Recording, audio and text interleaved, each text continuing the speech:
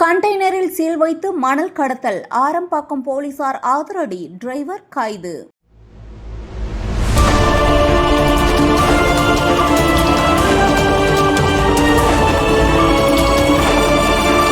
திருவள்ளூர் மாவட்டம் கும்மிடிப்பூண்டி அருகே கண்டெய்னர் லாரியில் நிலக்கரி போல் சீல் வைத்து சட்ட விரோதமாக ஆற்று மணல் கடத்திய மர்ம கும்பலை ஆரம்பாக்கம் போலீசார் பிடித்துள்ளனர்.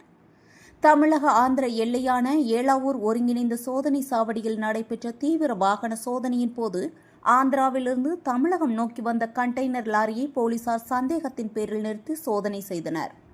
அப்போது சீல் வைக்கப்பட்டிருந்த கண்டெய்னரை திறந்து பார்த்ததில் அதற்குள் 10 யூனிட் ஆற்று மணல் கடத்தப்பட்டு வந்தது தெரியவந்தது.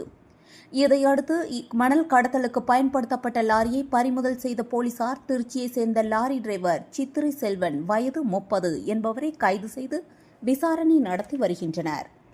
இந்த சம்பவம் கும்மிடிப்பூண்டி பகுதியில் பெரும் பரபரப்பை ஏற்படுத்தியுள்ளது. செய்தியாளர் கார்த்திக்.